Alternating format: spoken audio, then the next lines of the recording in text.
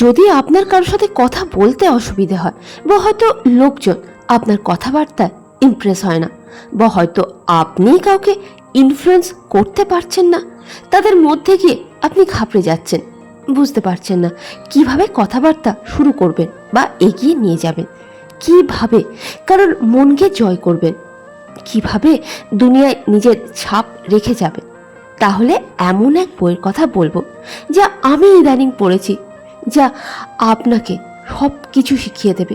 দারুণ বই, যার সম্বন্ধে আজ আলোচনা করব। ভাবুন একজন সাধারণ সেলসম্যান, যার কাছে না ছিল সোশ্যাল মিডিয়া আর না ছিল ডিজিটাল প্ল্যাটফর্ম, শুধু একটা সুটকেস ছিল, আর ছিল মনকে জয় করার অভ্যাস, মনকে জয় করার পদ্ধতি জানা ছিল। এই সেলসম্যানের নাম ছিল ডেল কার্নেগি। উনি পরে একজন খুব বড় মাপের একজন লেখক হয়ে যান।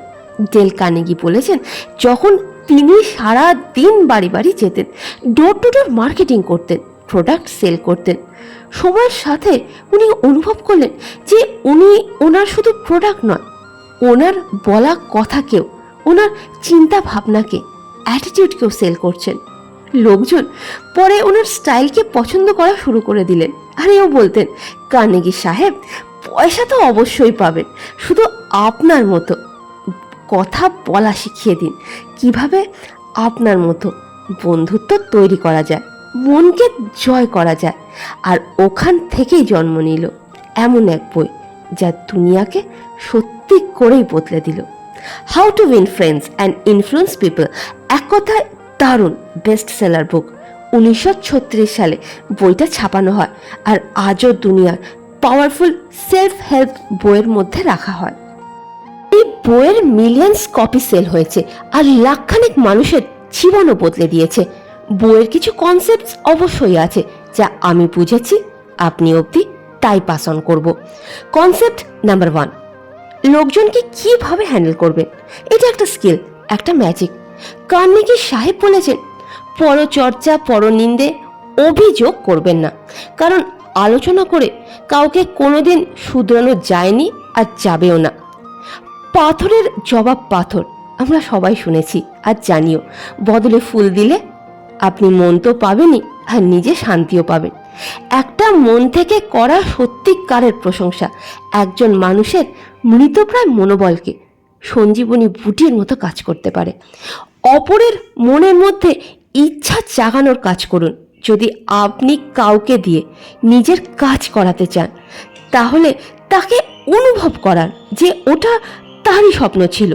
যখন তার মধ্যে আগুন জ্বলবে, সে আপনার জন্য পাহাড়ও ভেঙে আনবে। মনে রাখবেন, যে অন্যের মধ্যে ইচ্ছা জাগিয়ে তোলে, তার সঙ্গে পুরো দুনিয়া চলে, আর যে জাগাতে পারে না, সে একাই পথ চলে। এবার কনসেপ্ট নাম্বার 2, লোক আপনাকে কিভাবে পছন্দ করবে। সবাই চায় লোকজন তাকে পছন্দ করুক, সম্মান করুক। ডেল কার্নেগি সাহেব বলেছেন, অন্যের ব্যাপারে আপনাকে জেনুইন ইন্টারেস্ট দেখাতে হবে। যে মানুষটা সারাদিন শুধু নিজের কথাই ভাবে, নিজের কথা বলতেই যে ব্যতিব্যস্ত থাকে, সারা দিন শুধু আমি আমি আর আমি, যার চিন্তাধারা, সে অন্যের থেকে বিচ্ছিন্ন হয়ে পড়ে, বোরিংও হয়ে যায়। দ্বিতীয় উপায় হলো, নিজের স্মাইল পাস অন করুন। কারোর সঙ্গে দেখা হলে আপনার জেনুইন হাসি মুখে অন্যের পুরো দিনটা বদলানোর ক্ষমতা রাখে। তৃতীয় উপায়, নাম মনে রাখা। কারণ নাম নিয়ে কাউকে ডেকে কথা বলা মানে তার মনের চাবি ঘুরিয়ে দেওয়া। চতুর্থ উপায়, ভালো একজন শ্রোতা হন। দুনিয়ায় সবাই চায় নিজের নিজের গল্প শোনাতে, তাহলে তার গল্প শোনারও অভ্যাস করুন, আর তাকে বোঝারও চেষ্টা করুন। 5 নম্বর উপায় হলো, অপরের পছন্দের কথা বলুন। যখন আপনি অন্যের ইন্টারেস্টের কথা বলবেন, তখনই আপনি তার মনকে জয় করতে পারবেন। 6 নম্বর উপায় হলো, অন্যকে নিজের মন থেকে আন্তরিকভাবে গুরুত্বপূর্ণ অনুভব করান। কার্নেগি সাহেব একটা এক্সাম্পল দিয়ে ওনার বইতে বুঝিয়েছিলেন যে ওয়েলসের প্রিন্স সাউথ আমেরিকা যাওয়ার আগে স্প্যানিশ ল্যাঙ্গুয়েজ শিখেছিলেন, যাতে ওখানকার মানুষদের সাথে উনি ওদের ভাষায় কথা বলতে পারেন, নিজের বক্তব্য শোনাতে পারেন। একবার ভাবুন তো, যদি একজন প্রিন্স নিজের অডিয়েন্সদের জন্য এতটা চেষ্টা করতে পারেন, এতটা পরিশ্রম করতে পারেন, তাহলে সেটাকেই তো আসল মন জেতা বলে। এবার কনসেপ্ট নাম্বার 3। এই কনসেপ্টটা হলো লোকজন আপনার ভাবনা চিন্তার সাথে কিভাবে সহমত হবে। এটাই হলো এই বইয়ের মাস্টার কি। ডেল কার্নেগি সাহেবের 12টা গোল্ডেন রুলস। তর্ক এড়িয়ে চলবেন। আপনি কাউকে কনভিন্স কখনো করাতে পারবেন না, শুধু ইগো বাড়িয়ে তুলবেন। অপরের চিন্তাধারা সম্মান করুন, নিজের ভুল স্বীকার করুন, ফ্রেন্ডলি কথাবার্তা শুরু করুন, ইয়েস ইয়েস ঠিক, হ্যাঁ হ্যাঁ বলা প্রশ্ন দিয়ে শুরু করুন। অপরকে বেশি করে বলার সুযোগ করে দিন। ওদের বোঝান যে আইডিয়া ওদের, পরিস্থিতিকে ওদের প্রেক্ষাপটে বোঝার চেষ্টা করুন। এমপ্যাথি দেখান। আপনার ভাবনা চিন্তায় যেন আন্তরিকতা থাকে।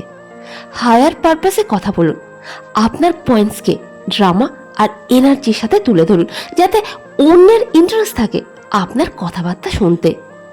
কার্নেগি সাহেব আরও বলেছেন, মাঝে মধ্যে চ্যালেঞ্জ দিন। ওনার মতে মানুষজন লজিক্যাল নয়, ইমোশনাল হয়। যদি আপনি তাদের ইমোশনসকে ছুঁতে পারেন, তাদের ভাবনাকে বুঝতে পারেন, তাহলে তাদের ভাবনা চিন্তাধারা আপনার প্রতি বদলে যায়।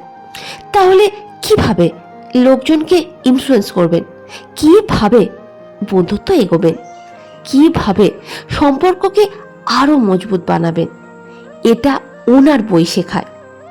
কার্নেগি সাহেবের মতে একজন লিডার সে নয় যে গলাবাজি করে ডমিনেট করা শুরু করে দেয়, বদলে একজন লিডার সে হয় যে অন্যকে ইন্সপায়ার করার কাজ করে। আর শুরুটা কিভাবে করবেন? শুরুটা করতে হবে নিজের টিমের প্রশংসা করে। ভুল ত্রুটি ইনডাইরেক্টলি পয়েন্ট আউট করুন। ডাইরেক্টলি পয়েন্ট আউট করলে তো সম্পর্ক বিগড়তে পারে। অপর পক্ষকে বোঝানোর চেষ্টা করুন। প্রথমে নিজের ভুল স্বীকার করুন, অর্ডার দেবেন না, প্রশ্ন করুন। অপরকেও ফেস সেভিং এর সুযোগ দিন। প্রতিদিনের ছোট ছোট প্রোগ্রেসের প্রশংসা করুন। এমন রেপুটেশন বানান যা লোক নিজের জন্য মেনটেন করতে চাইবে। এনকারেজ করুন, প্রশংসা করুন, দোষারোপ করবেন না। আর কাজকে এমনভাবে তুলে ধরুন যে লোকজন সেই কাজে মনের আনন্দে আপনার সাথে জুড়ে যায়। কার্নেগি সাহেব বলেছেন, ক্রিটিসিজম একটা ডাইনামাইট যা ভাঙে, আর অ্যাপ্রিসিয়েশন একটা সৎসঙ্গ যা গ্রো করায়। এই জন্য এই বই থেকে আমার ফাইনাল টেকঅ্যাওয়ে হলো, এই বই একটা খুব সাধারণ মেসেজ দেয়। জীবনে মনুষ্যত্ব সবকিছু, এই জন্য স্মাইল করুন আর অপরকেও স্মাইল করার সুযোগ করে দিন। অন্যের নাম মনে রাখুন, সবসময় নাম ধরে অন্যের সাথে কথা বলুন, অবশ্যই সম্মান দিয়ে। প্রশংসা করতে থাকুন, সববার শুনুন, সবাইকে সম্মান করুন। আর সব থেকে গুরুত্বপূর্ণ কথা যা এই বই শেখায়, অন্যকে অনুভব করান যে সেও গুরুত্বপূর্ণ। কারণ মানুষ সবসময় মনে রাখে যে আপনি তার সাথে কিভাবে ব্যবহার করেছেন। যদি আপনি তাকে স্পেশাল ফিল করান, রেসপেক্টেড ফিল করান আর মূল্যবান ফিল করান, তাহলে দুনিয়া আপনার বন্ধুত্বে নিজেই চলে আসবে। ভাবুন, এই বই কবে সেই 1936 সালে এসেছিল, তা আজও দুনিয়ার মানুষের মনকে জয় করছে। কারণ টেকনোলজি হয়তো বদলেছে, যুগও বদলেছে, কিন্তু মানুষের ইমোশনস, চাহিদা, বন্ধুত্ব, সম্মান আর ভালোবাসা কোনো দিন বদলায় না। আর কিভাবে সম্পর্ককে আরও মজবুত বানানো যায় তা এই চমৎকার বই আমাদের শেখায়।